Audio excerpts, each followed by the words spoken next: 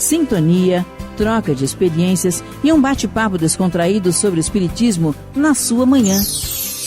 Deusa Nogueira explica a mediunidade no nosso dia a dia.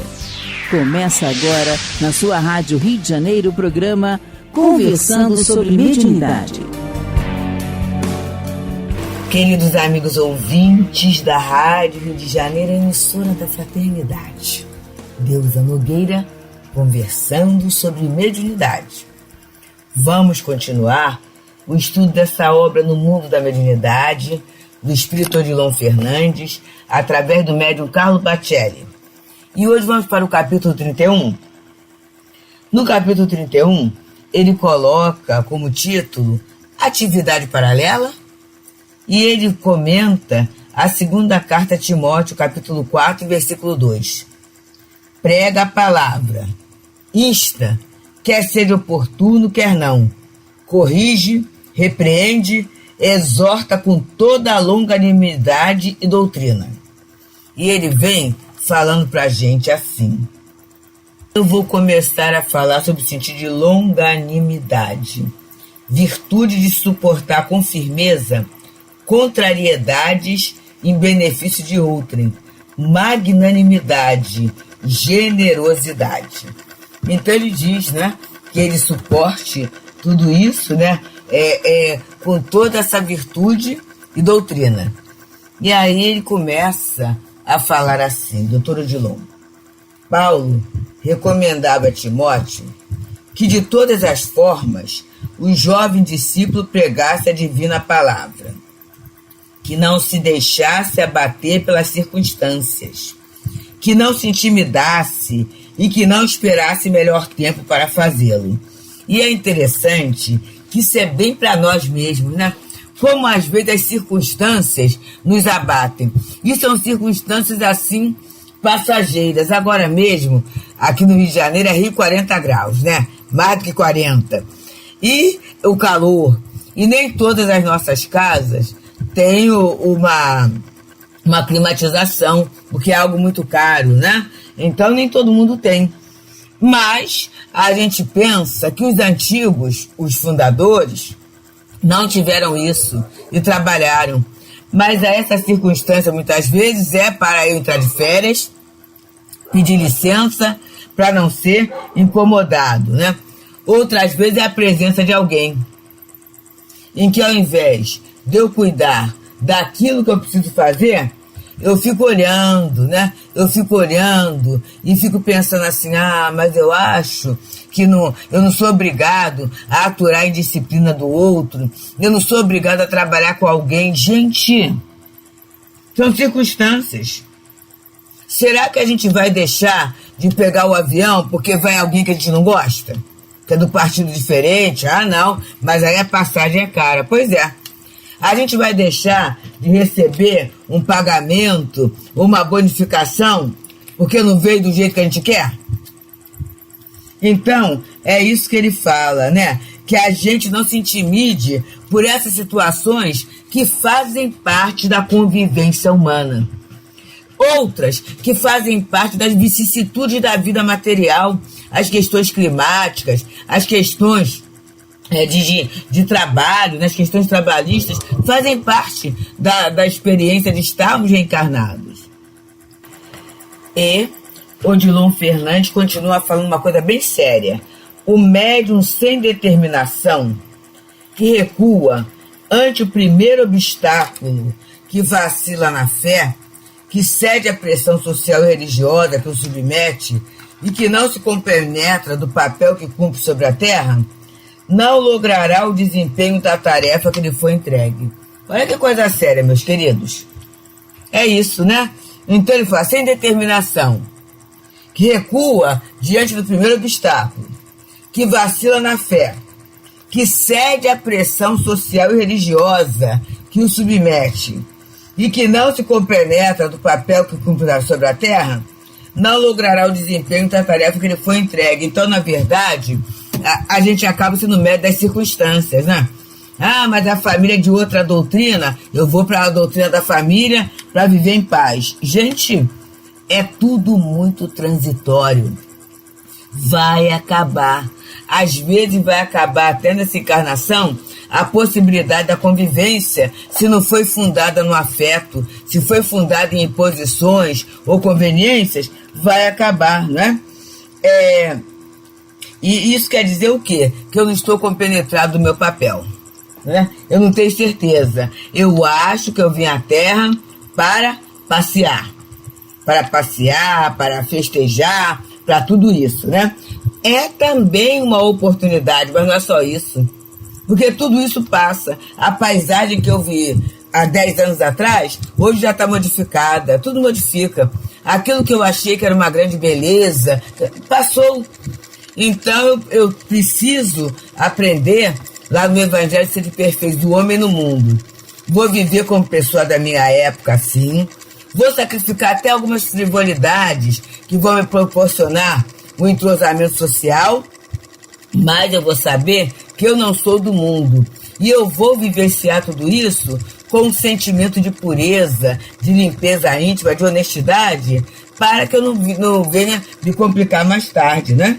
E ele continua: o medianeiro, a serviço na doutrina, deve se conscientizar de que renasceu para ser médium. Esta é a sua função. E com ela, necessita procurar se contentar, dando-lhe a importância de que ela se reveste. Então eu gosto muito dessa expressão do Odilon Fernandes e guardo em muitos momentos da minha vida, né? Se eu reencarnei médium, essa tarefa é a tarefa da minha vida. E a gente sempre fala, mas é a família e tudo isso. Observa só, meus amigos, as situações. Quando eu consigo estabelecer prioridade, elas se estabelecem. É muito interessante. Eu vou ser um médium na minha família, eu vou dar o atendimento à família necessário, eu vou conseguir administrar a minha vida doméstica, eu vou conseguir administrar a minha vida profissional, porque eu estou em paz. Eu estou em paz com o compromisso assumido. E essa paz, diante do compromisso que eu assumi, ela vai me dar possibilidades de maiores voos, né? Até maiores voos. Muitas vezes a gente vai conseguir até fazer mais do que aquilo que a gente esperava no setor profissional, no setor da vida familiar, porque a gente vai estar bem. Agora, quando eu tenho pendências na vida, essas pendências me dão um estado de insegurança, me dão um estado de inquietação, e eu não consigo dar conta. Quer dizer, não dou conta da pendência e nem dou conta das outras atividades. É como se fosse um espírito uma vez nos passou isso como intuição, e eu gosto muito da expressão. É como se nós administrássemos uma imensa confusão. Administrar, viver uma imensa confusão, não é saudável, né? Nem é feliz, e no final eu não consigo nem avaliar algum resultado. E continua Odilon Fernandes falando. Para o espírito, igualmente existe especialidade e funções na reencarnação. Alguns renascem para trabalhar pela ciência, outros pela arte e outros ainda pela fé. Para o médium, não convém que a mediunidade seja uma atividade paralela, de valor secundário.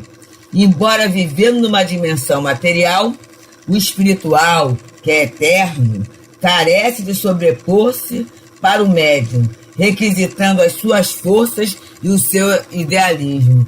E aqui ele fala algo que, quando se fala com alguns grupos de trabalho, parece fanatismo.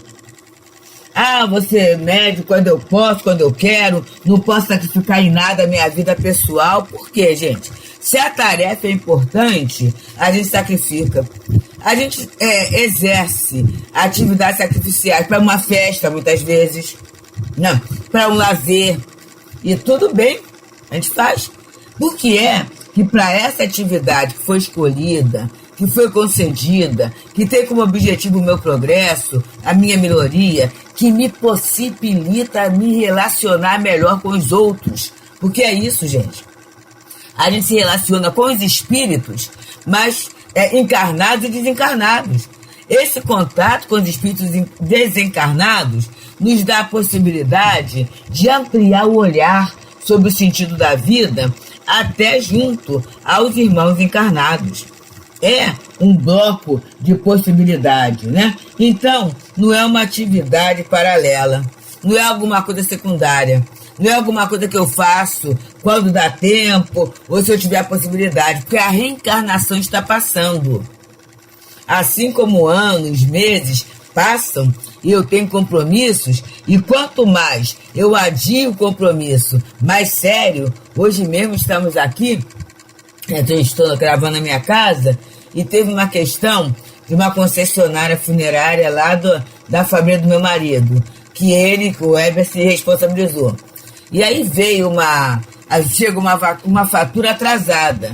O atraso foi por uma questão deles lá, um problema lá da concessionária. Mas aí o que se faz?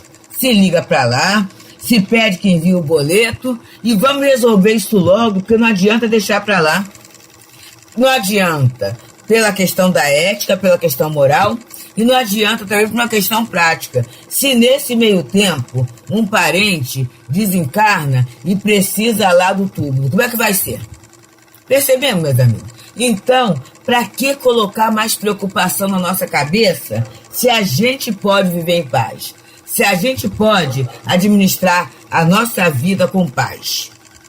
Então, irmãos, fujamos dessas complicações desnecessárias. E na nossa vida, no nosso dia, nós necessitamos colocar o que é principal, o que eu preciso fazer. E aí, Jesus falou: buscai primeiramente o reino de Deus e sua justiça, e as demais coisas vos serão acrescentadas. Então, buscar o reino de Deus não é a gente ficar de mãos postas em oração, não.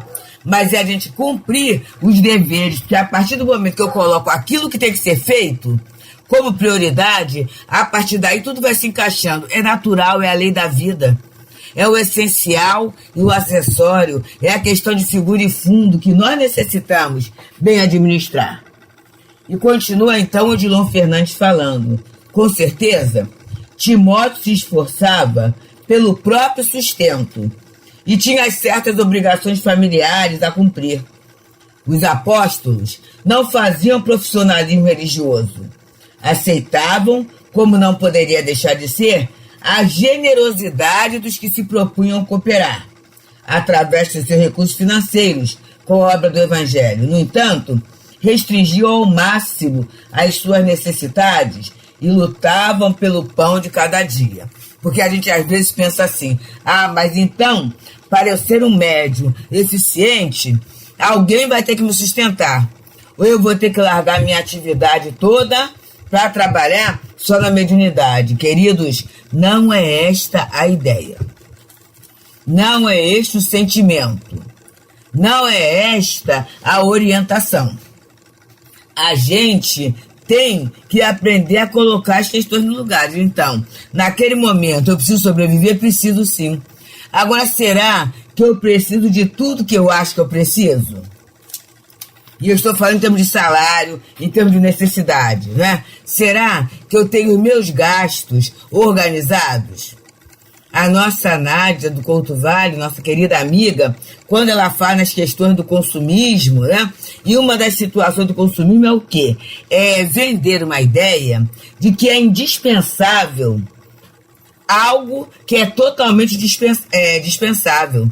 E aí eu fico numa agonia, eu tenho que trabalhar mais, eu tenho que fazer mais, eu tenho que mais, e eu vou roubando de mim mesmo o meu tempo evolutivo. Não vai ser totalmente perdido, porque a desilusão ensina, né? A dificuldade, ela leva a gente a um caminho de uma lucidez para melhores escolhas, mas são muitas vezes tormentos voluntários. Então, os discípulos apóstolos aceitavam a colaboração para a obra do Evangelho, como nós, nas casas espíritas, a gente não abre mão. Dai de graça, que de graça recebeste, sim, a doutrina, o trabalho mediúnico. Ninguém é obrigado a colaborar na casa espírita, ninguém. A pessoa pode entrar e sair. Quantas pessoas que às vezes entram e saem durante anos, né, sem contribuir em nada e não são tratados de forma diferente em função disso. A pessoa entra e sai, eu dou de graça.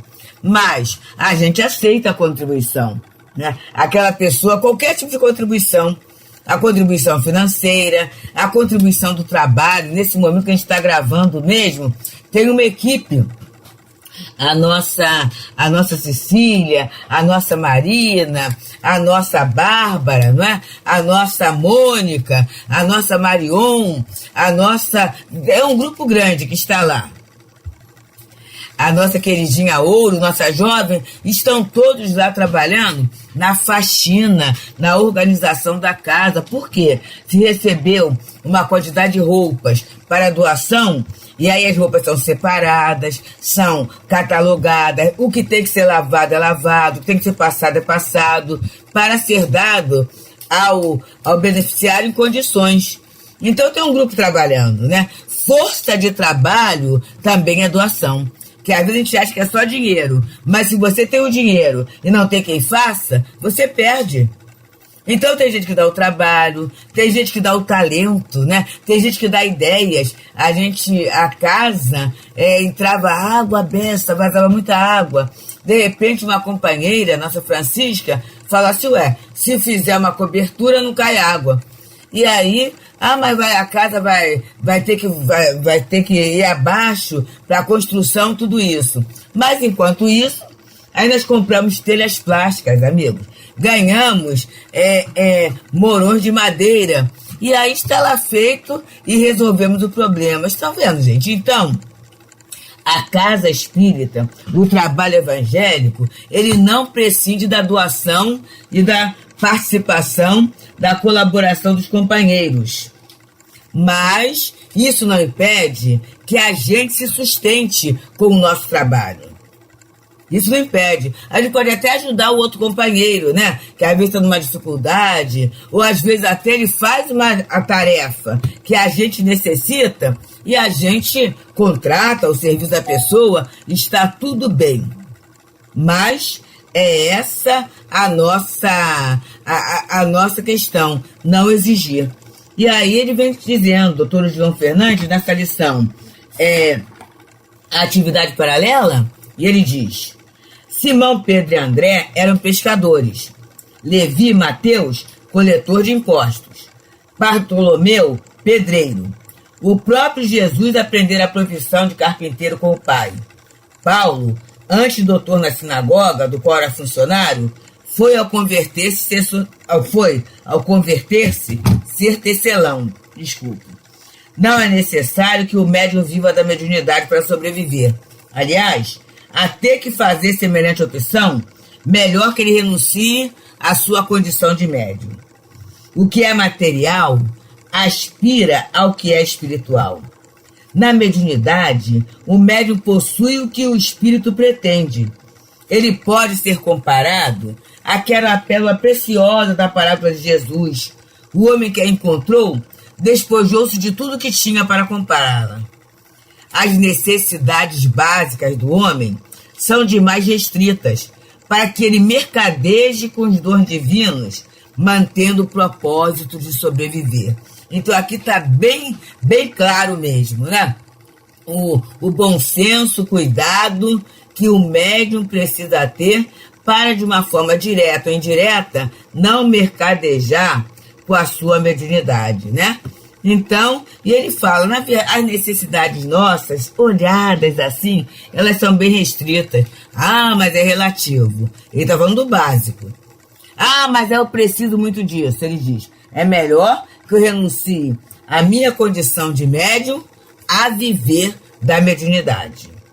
Aí ele coloca mais adiante: o exercício da mediunidade não impõe a penúria material a nenhum médium. Desapego não significa indigência. Também tem essa, né? Eu sou médium, então agora eu vou me cobrir com um saco de cinza, não vou me alimentar mais, né? Vou viver de água, de calda. Não é isso, não. Vou viver descalço, mal vestido, maltrapilho, mal cheiroso. Não é isso. Mas é aquilo que eu começo a exigir, a achar que as pessoas têm, me perdoa a expressão, abre aspas, bancar fecha aspas, me bancar porque eu sou médium. Não é assim. É muito cuidado com isso, né? E às vezes isso começa por um carinho.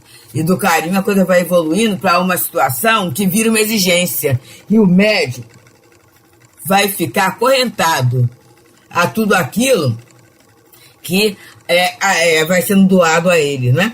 E ele diz: o médico desenvolver a sua tarefa mediúnica como uma atividade paralela, que não absorve a sua maior preocupação e o seu melhor tempo, não conseguirá deslanchar.